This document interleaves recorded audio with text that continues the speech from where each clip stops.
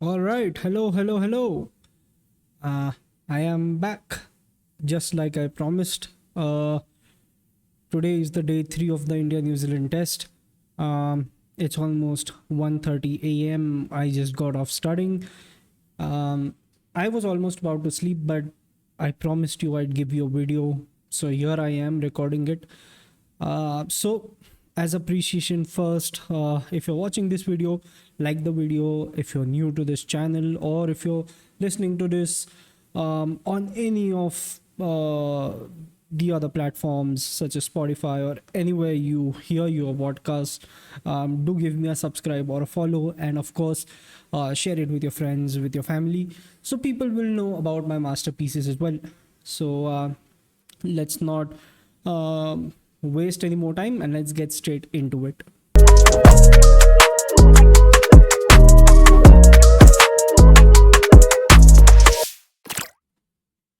All right, so the third day, um, there was a lot of action today, and especially after the day two that we had, we were left with a lot of questions as to what will happen later in this match. Will India be able to make a comeback and everything? And to be honest, I have to say, India did fairly make a comeback, though it's not yet over. They did fairly make a comeback. Um, Starting off the day, they had some key early wickets. Siraj, Bumrah, and Jadeja. They took a few early wickets, but then we had that 137 run partnership between Rachin Ravindra and Team Saudi, which really rejuvenated the Kiwi team. When the wickets were falling early on, it looked like, okay, we might be able to bundle up the Kiwis by around 300 runs, give and take, not have a lead of more than, let's say, 250 runs, which was ideal, because a higher lead means the demand for a higher team score. Like I said yesterday, India, if they wanted to win this game, or if they even wanted to stay alive in this game, they would have to, by any means, hook or crook, they would have to score at least 500 runs, 500 to 600, 600 being a very ideal score. um, Even if you had a lead of around 250 to 200 runs, you still had 300 runs in excess. So a team score of 600 would be very beneficial for India, because at the end, I'm assuming the time the Kiwis come on to play for their second innings, it would be day 5. Either it would be the last session of day 4, or I think it would be, if Indians bat long enough, around lunch on day 5, giving the Kiwis a couple of sessions and a target of almost a couple of hundred of runs. So, putting them under the pressure, and trying to bowl aggressively, using your fast bowlers, using your spinners, and taking advantage of the situation, probably uh, forcing the Kiwis to hit some shots that they should not, and taking those wickets. But again, probably I'm going too much into the future, so let's just talk about how it went. Like I said, a beautiful partnership between Rachin Ravindra and Team Saudi. Ravindra fairly new to the format of test. He hasn't played a lot. This is just his second century, but we've already seen him during the World Cup last year, and probably even in the IPL, he's had some good knocks around. So we know the caliber of the player, we know what his uh, potential is, and we know what he is capable of. And at a time where his team was considerably under pressure, um, he stepped up. And who else to partner him than Tim Saudi? He's been a veteran of the Kiwi team. He's been with them, I don't know, probably for the last 14, 15 years, if I'm not wrong. And he'll not have a lot of high scores, but he does know how to score, especially in crucial conditions. He's been there. He's done that quite a few times in white ball cricket.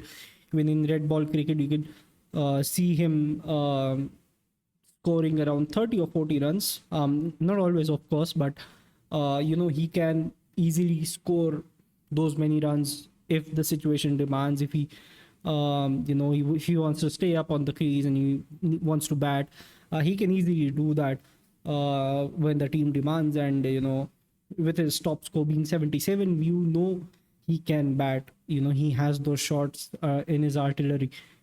So it was a very good partnership. It got New Zealand from around, if I'm not wrong, 220 or 230 for six to around 360, or let me just check, 370, right?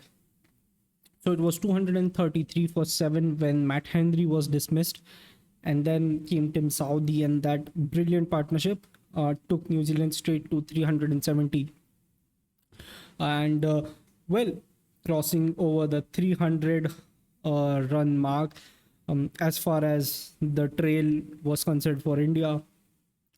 So the damage was kind of already done, but by the time Tim Southee was dismissed on 370, Indians were under considerable pressure because, like I said, not only do they have to cover the trail that is set by the Kiwis, they also have to post runs on top of that so as they can compete with the Kiwis, or they can challenge the Kiwis for, let's say, 3 sessions on day 5, or 4 sessions, let's say an hour in the last session on day 4, that is tomorrow, and the rest of the day on day 5, or maybe an hour before lunch on day 5, and the rest of the sessions on day 5.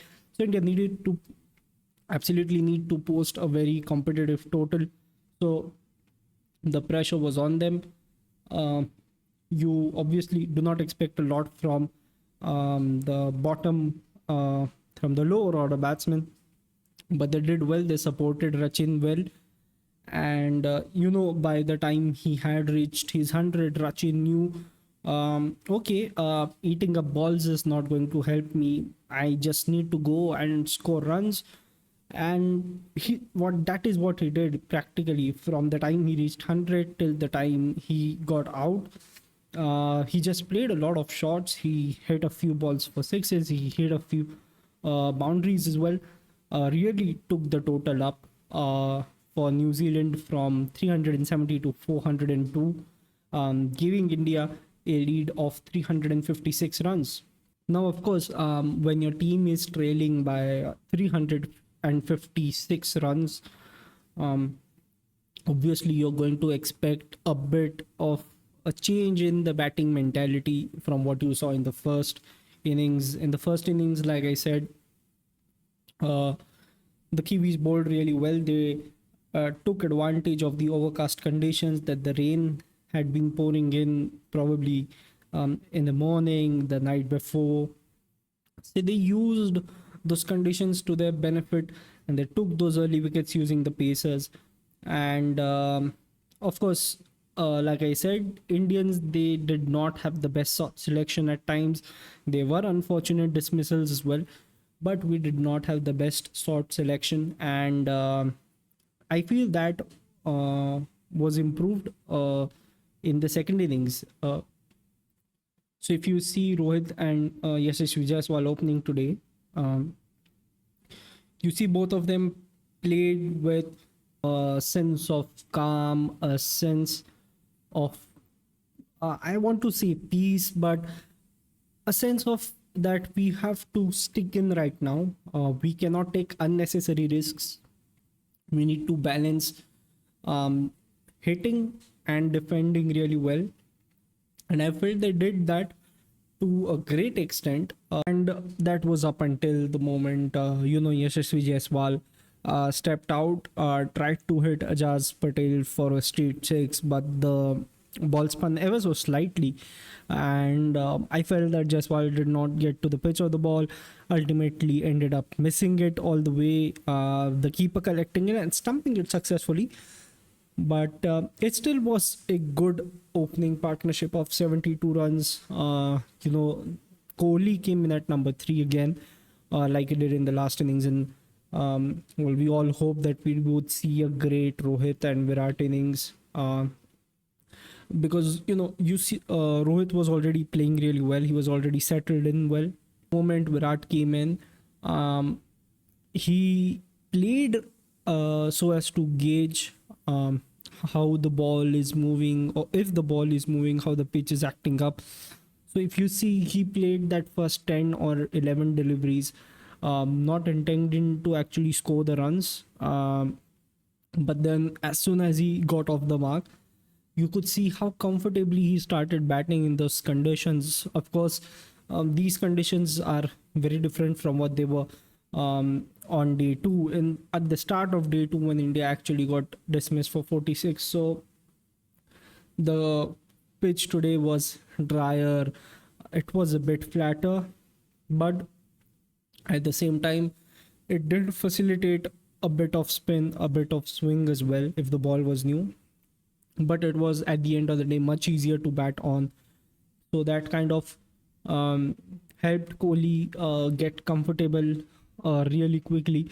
And at one point, it seemed that they were going to have a good enough partnership. But then the most bizarre thing on earth happened, and you saw Rohit Sharma getting out on a very rare delivery. Rare because I don't think that in 9 situations out of 10 that would have resulted in a dismissal. So if you did not see the highlights, or if you have not seen the match, Rohit Sharma tried to defend Ajas Patel. He defended it as well, but the ball probably went off the bat, hit the ground, and I think it hit his shoe, which caused the ball to bounce back and ultimately hit the stumps, and the bells failed. So yeah, that was surprising. I mean, it caught everyone by surprise. Even Rohit Sharma looked as if he was, just he was just frustrated at what happened. I mean, such is fate. Fate is a mysterious thing. You don't know what is going to happen. Uh, but that wicket led to Sarfaraz Khan coming in, and in the last video I said that probably the next time Sarfaraz plays, he should try to play a few balls, defend a few balls, look at how the situation is, the pitch is acting, how the ball is acting, and then go play his game. And he did not really do that, but kudos to him. He did really well. I mean, to be in such pressure, to be in such circumstances where everyone is expecting a lot from you, that you need to stay in there. You need to face as many deliveries as you can, you need to score as many runs as you can, because after all, you have such a huge trail that if you do not cover up, you're going to lose by an innings and a few runs.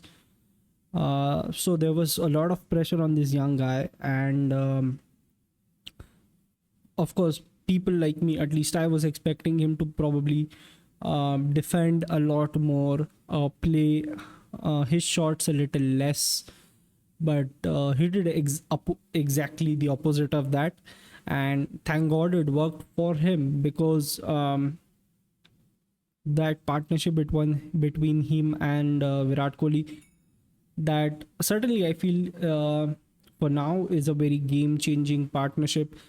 Sarfraz, he came in and he quickly started playing the shots. He played those cuts, he played a couple of hook shots, hit a couple of sixes of the bouncers. That was very delightful to watch.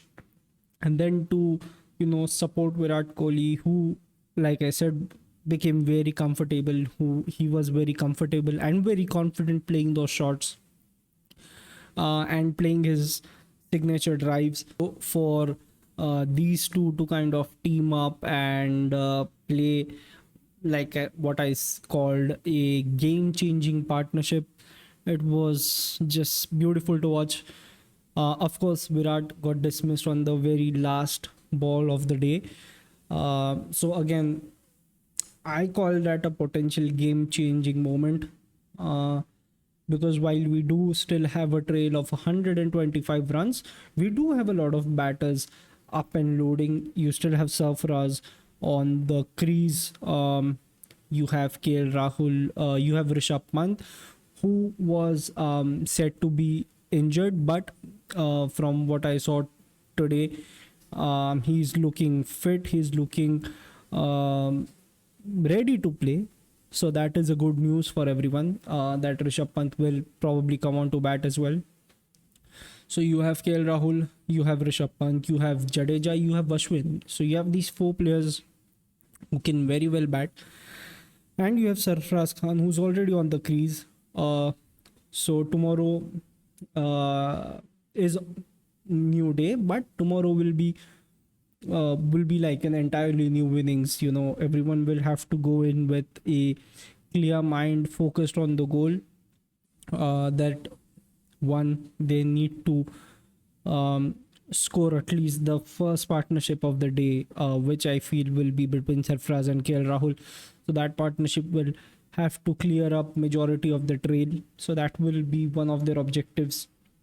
And if possible, have a partnership long enough that they end that trail, and that the batsmen who are in the middle and middle lower order, like Rishabh Pant, Jadeja, Ashwin, they can use their expertise. They can score a few runs, manage to get a total of 170, 180 in the lead. And then you can expect the low order batsmen, such as Mohammad Siraj. He can play a few shots. His innings are usually not very long lived, but he does know how to play a few shots, how to score a few quick runs. So that skill of his will be very beneficial. Kuldeep Yadav, again, he can bat. I mean, we've seen him take to the situation and bat a few times. So that is one. You've also seen Jasprit Bumrah on his good days. He can bat, he can score a lot of runs as well. So it's not that they do not have the ability to score runs. Tomorrow will be an entirely new challenge for the Indian team as well as for the Kiwis. They will be, looking to win this match with an innings and a few runs. It will be a massive boost to their confidence. And, using that confidence, they will be hoping to go to Pune and then go to Mumbai for the second and third test and win it, improving their WTC points and improving the position on the table. But India, on the other hand, like I said, they will be hoping that the batters that are yet to come, they settle in. They play really well. They score those runs that are required, that are absolutely crucial, and set up a beautiful total so that the bowlers, they can use the pressure then put on the Kiwis to dismiss them as early as possible. And from what I saw today, Indians will have to be very, very cautious of how they play the spinners, because pacers in this innings, they have not been much of a threat. They bowled pretty well. The Kiwi pacers, they bowled really well, but it was the spinners who got the breakthroughs. Glenn Phillips and Ajaz Patel, they got the breakthroughs that were crucial for them. So you could see how the track is reacting to spin. Like I said in my last video, it was predicted that this track is going to be spin friendly as soon as it dries up and as soon as the days progress. So we started to see that already a bit. So the Indians will have to be very cautious when they play the spinners. Look at not stepping out and missing the ball or entirely, because that is something that Rishabh Pant does a lot. Not the missing out part, the stepping out part, and he does that really well. Of course, he sees the pitch of the ball and then he goes for the sixes. So that will be one aspect that the Indians will need to be very careful about, how they play the spinners, because we've seen Indians play spin well, but we've also seen that Indians often succumb to the spin attacks as well. So that is somewhat paradoxical. You know, you have the best spinning wickets in India, but then you also sometimes fall prey to those various spinners, and that spinning tracks. So that is what India will have to be very careful about tomorrow, guarding the wicket and then scoring the runs. And I think at this point, I don't know what Gautam Gambhir would be thinking. I'm assuming what he would be thinking is, of course, to win this test match. But from a very realistic view, um, the Indian batsmen would also be probably thinking that they would preferably guard their wicket, face a lot of balls. Even if the runs don't come, that's fine because you're not losing wickets. So either way, what India needs to do is go for a bare minimum, that is a draw. You know, bat long time until day 5, and then with whatever lead you've procured yourself there, uh, call the Kiwis out for batting. I'd say lunch, maybe an hour post lunch, um, sometime before tea, if they want to draw the match. And if you obviously want to win, Indians will have to score around 600 runs minimum by tea on day 5. Otherwise, it would be a very tough task for the Indian bowlers to dismiss this Kiwi lineup, considering what they've already done when batting was slightly tougher than what it is now. So it's going to be fun looking out how things are going to turn out. So that was it for day 3 of the India New Zealand test. I hope you like this video. You better do. I'm staying up late in the night doing this for you.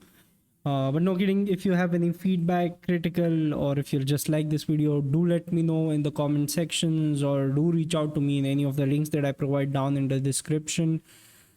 And we'll be meeting again tomorrow. And till then, cheers. Have a great day. I'll see you tomorrow.